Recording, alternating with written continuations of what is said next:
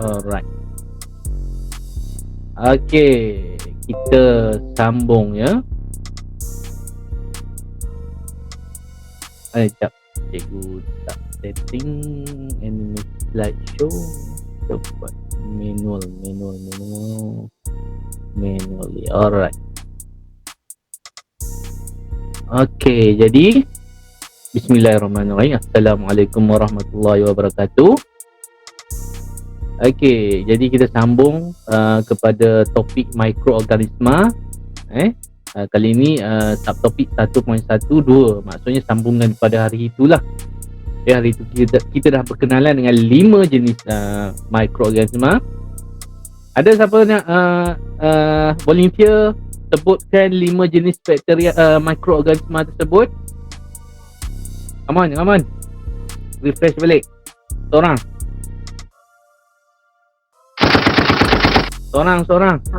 Boleh. Silakan. Asal bergema ni. Ada 2 device ke? Okey, silakan. 5 mikroorganisma mikroorganisma ya kau? Ya, betul. KAPV. K kulat atau fungi. Alright. K protozoa. Okey. K tadi mana? Cakap tadi amoeba. Amoeba. Alga. Okey. Alga. Virus. Last sekali Virus. Okey. Virus last sekali. Dia ni susunan satu apa ni? Bakteria. Bakteria B. Okey. Jadi sini slide cikgu nampak slide cikgu ni? Dengan contoh-contohnya nampak Nampak. Okey, jadi itu KAPBV kalau nak hafal abjad saja. Nak bagi mudah, kakak alif pergi, ada satu lagi cikgu bagi kan, beli Vitagen paling last sebab dia paling kecil. Biasanya soalan tanya apakah yang paling kecil lah. So ingat V, last kali virus paling kecil. Alright, jadi hari ini kita nak sambung kepada subtopik seterusnya. Okey, sebelum itu kita cari keberkatan dengan membaca Ummul Kitab Al-Fatihah. A'udzubillahi minasyaitonir rajim. Bismillahirrahmanirrahim. Alhamdulillahirabbil alamin arrahmanir rahim maliki yaumiddin. Iyyaka na'budu wa iyyaka nasta'in. Ihdinas siratal mustaqim. Siratal ladzina an'amta 'alaihim ghairil maghdubi 'alaihim waladdallin. Amin. Okey, mudah-mudahan apa yang kita belajar hari ini faham, jelas dan ingat sampai ke tua. Okey. Jangan belajar untuk exam saja. Tengah orang tu silap, dia belajar untuk exam je. Habis exam lupa terus. Ini sebenarnya ilmu. Okey. Jadi apa yang kita nak belajar hari ini simple saja. Simple saja sebab cikgu pergi pengenalan. Cuma tugasan awak sambung selepas kita habis live ni, sambung tengok video yang cikgu share tu. Okey. Kemudian jawab kuis. Alright. Hari ni kita nak awak perlu tahu menyenaraikan 5 faktor.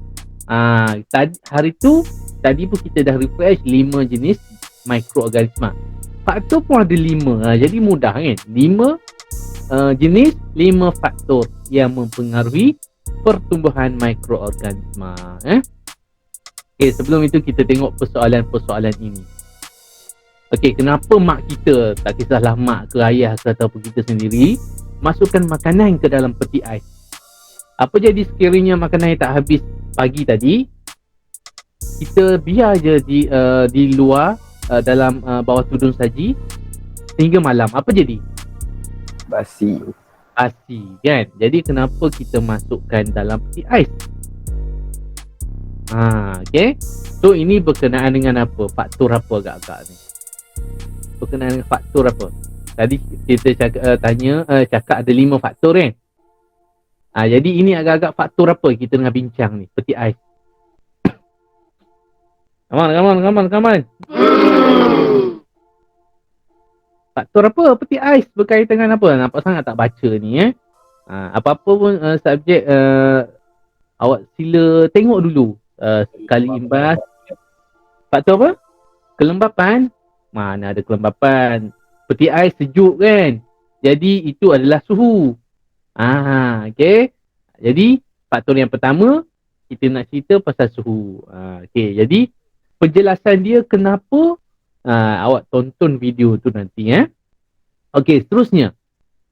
Okey. Kenapa orang dulu-dulu ni termasuklah sekarang ramai juga.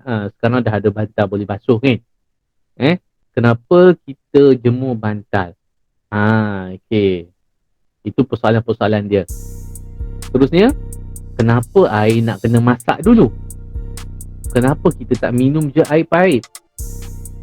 Kenapa kita masak? Masak ni melibatkan pemanasan. Panas. Jadi suhu juga kan? Okey, seterusnya. Okey. Baju. Kita sidai dalam rumah. Contoh, kalau hari hujan kan? Kalau hari hujan je mungkin kita akan sidai di dalam rumah. Okey, kalau awak gunakan sabun biasa, sabun biasa biasanya akan berbau hapak lah kalau sidai dalam rumah. Okey, kecuali ada beberapa teknologi dalam sabun walaupun kita sidai dalam rumah dia tak berbau hapak. Sekarang dah banyak teknologi. Ini kita cerita secara umum lah. Kalau dulu kalau kita jemur dalam rumah aja berbau busuk hapak lah. Berbanding jika dijemur di bawah cahaya matahari yang terik kan. Ini maksudnya berkenaan dengan cahaya kan. Okey. Alright, seterusnya. Kenapa mandi kena guna sabun? Kalau tak guna sabun, hilang tak baunya tu? Okey, bau-bau badan ni sebab apa? Siapa tahu? Apa? Sebab apa?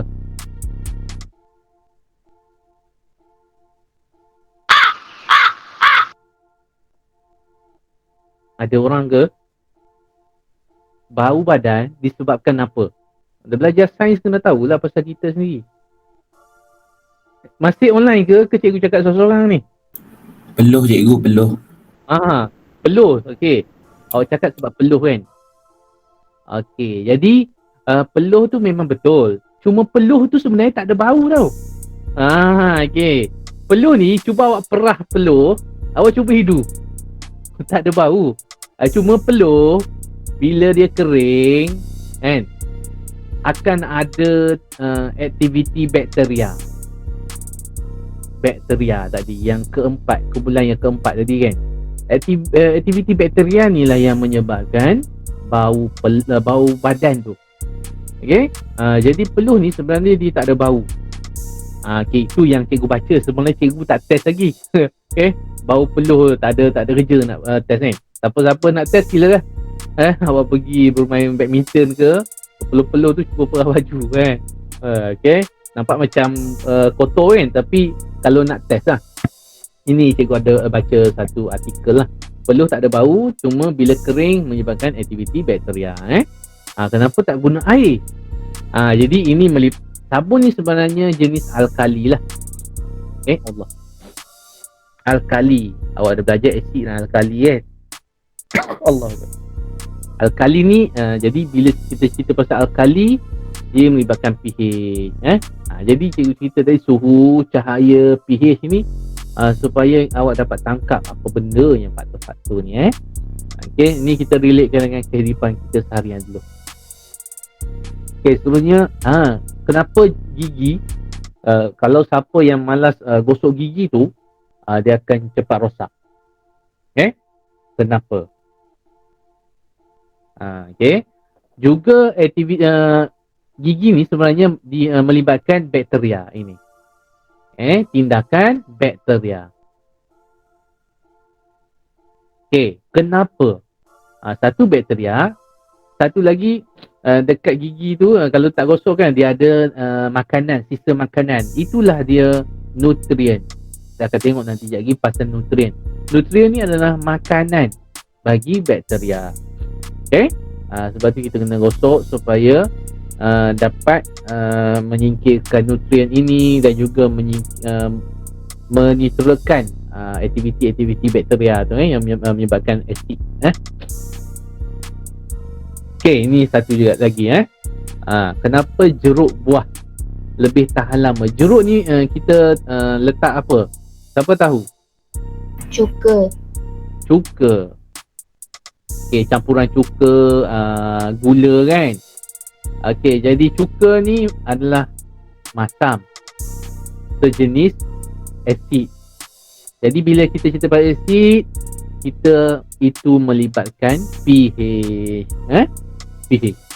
Okay, kita kontrol pH juga yang mempengaruhi pertumbuhan mikroorganisma. Jadi kat sini jeruk, buah-buahan yang segar ini kalau kita biarkan 3-4 hari dia akan rosak kan. Okay, setengah buah tu dia tahan. Okay, jadi kalau kita jerukkan dia tahan berbulan-bulan. Ada pelbagai jenama jeruk sekarang. Jadi melibatkan pH. Okay. Lagi kita nak relate dengan kehidupan kita seharian supaya awak nampak dengan jelas kan, boleh tangkap. Kenapa ikan kering lebih tahan lama daripada ikan segar? Apa maksud ikan kering ni? Dia keringkan di bawah cahaya matahari. Ni ikan. Okey, ikan. Okey, jadi ikan dia ada dalam tu ada air kan. Air ini akan menyebabkan tempat bertumbuhnya bakteria atau mikroorganisma lain lah. Jadi bila kering tak ada air. Bila tak ada air, mikroorganisma tidak boleh hidup. Jadi ini berkenaan dengan faktor kelembapan. Okey, kelembapan. Okey, tu dia. Ini ikan fresh. Kalau kita letak kat luar, esok tu berbau lah. Okey, sebab lembab. Jadi bila dikeringkan, dia lebih tahan lama. Okey, jadi semua yang cikgu cerita tu tunjukkan tadi ada kaitan dengan faktor yang mempengaruhi mikroorganisma. Faktor-faktor yang mempengaruhi pertumbuhan mikroorganisma. Jadi cikgu pergi tak detail sangat. Cikgu tak pergi detail sangat. Semuanya ada dalam video YouTube tu. Okey, untuk penjelasan. So insya-Allah sempatlah lepas ni awak tengok video tu dan jawab kuis. Okey, jadi mikroorganisma ni suka keadaan macam mana? Suka hidup dalam keadaan apa? Kita tengok faktor yang pertama. Kita cerita tadi pasal peti ais kan. Jadi dalam peti ais tak boleh hidup kan. Tak boleh, bukan, makanan tak cepat rosak. Bakteria ataupun mikroorganisma ada, cuma dia tak cepat rosak. Sebab bakteria tak suka suhu rendah. Okey. Jadi ada 3 ni nilai. 5, 35 darjah hingga 40, 120. Okey. Siapa nak teka yang mana mikroorganisma suka? 35, 40 itu. Okey, betul. Tahniah. Jadi bakteria, mikroorganisma suka hidup. Bila cikgu cakap mikroorganisma ni kadang-kadang tersasul dengan bakteria. Okey. Bakteria tu adalah mikroorganisma. Mikroorganisma ni ada 5 tu kan. Termasuklah bakteria. Kadang-kadang tersasul sebut bakteria saja. Sebab dalam peperiksaan banyak mengkaji bakteria. Okey, jadi bakteria suka mikroorganisma suka suhu optimum. Ini dipanggil suhu optimum. Bukan Optimus Prime, optimum. Okey. Jadi kalau soalan tanya apakah suhu optimum bagi pembiakan bakteria ataupun pertumbuhan bakteria, jawapannya 35 hingga 40. Sebarang angka kat situlah. 36, 37, 38 Okey, manakala suhu rendah. Ni macam dalam peti ais ni. Ya, siapa nak cakap tu? Ini suhu rendah. Kan? Tak suka. Ini suhu tinggi. Juga bakteria, mikroorganisma tak suka. Ada kebanyakan pada 100 darjah Celsius dah mati. Sebab tu ada persoalan tadi, kenapa kita mesti masak air kan? Bila masak air, maka mikroorganisma itu boleh terbunuh. Kecuali beberapa. Okey, ada setengah tu kena kukus pada suhu yang sangat tinggi lah.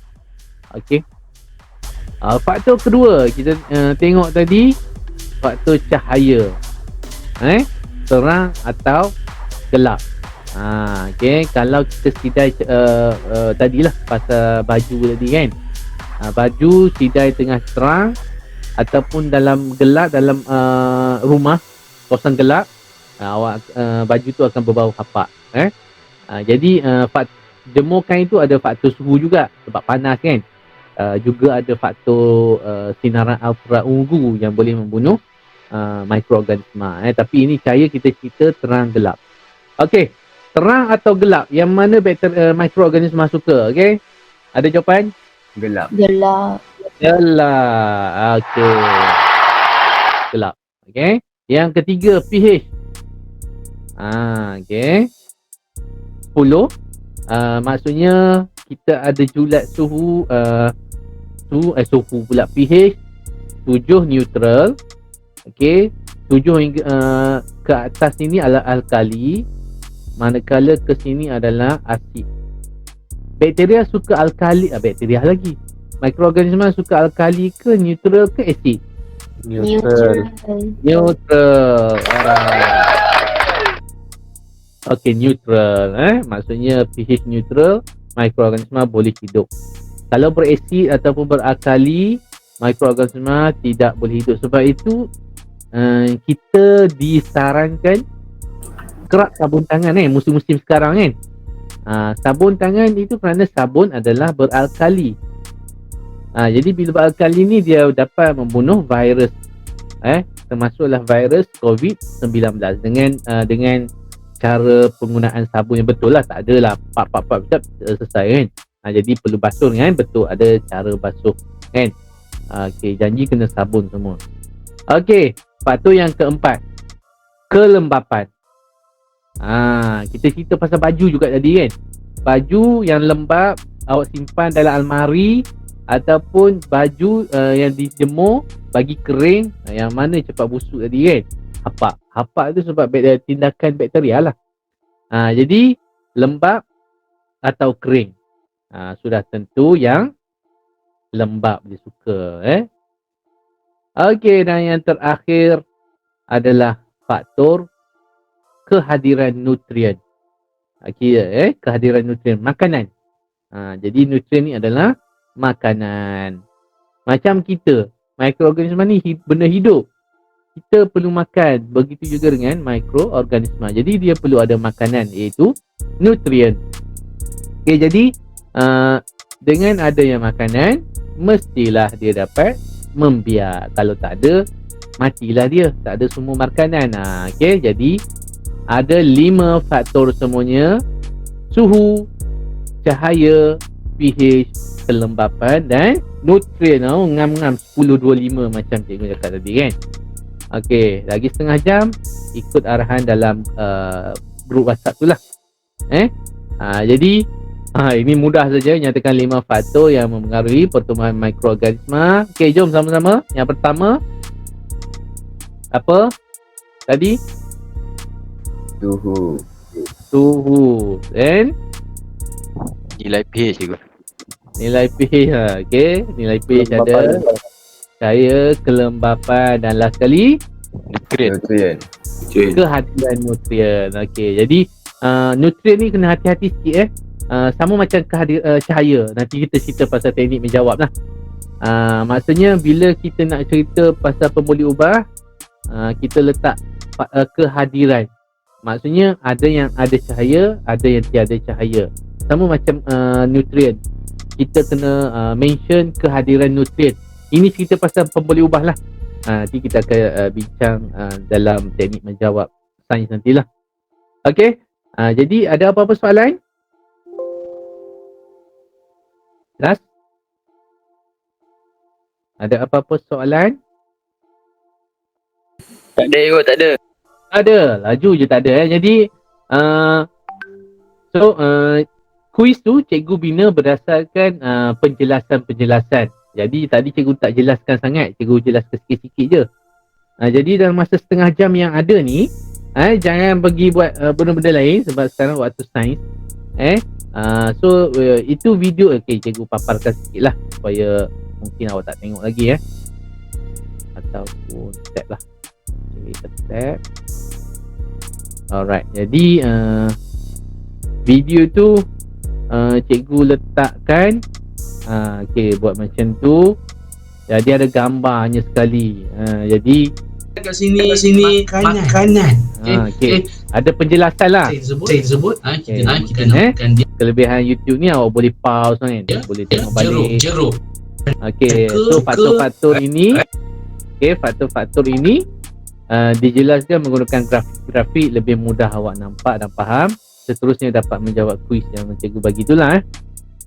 Jadi kalau tak ada apa-apa soalan, kita tangguhkan dulu kelas kita.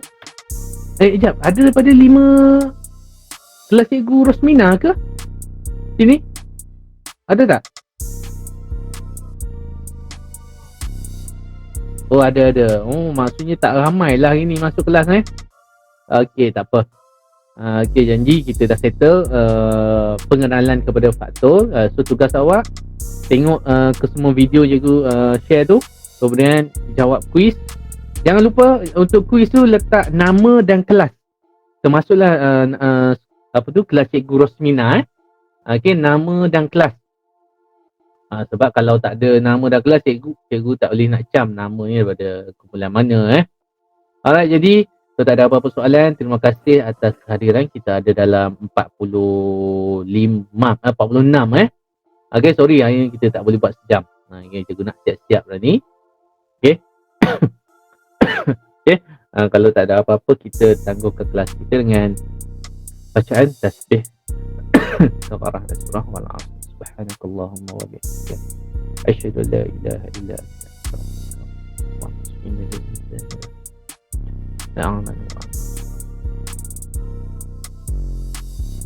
Terima kasih semua. InsyaAllah kita jumpa secara bersemuka nanti. Jangan lupa teruskan link kuis cikgu dah share dekat grup ni. Nur Anis daripada kelas mana? Cikgu Rosmina ke? C2. Cikgu Rosmina nanti tu. Cikgu dah share sekali yang video tau. Video-video tu nanti cikgu share balik lah. Cikgu share balik. Alright, awak boleh copy dulu. Cikgu akan share.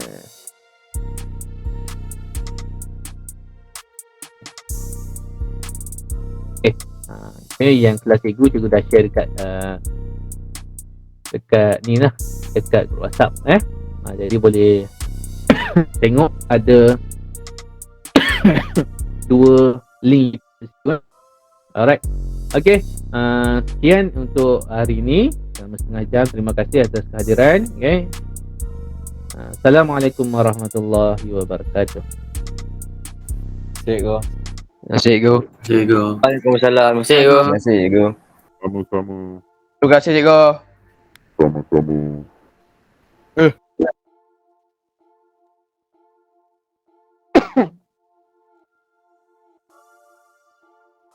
Mas semua. Terus tengok video dan buat kuis.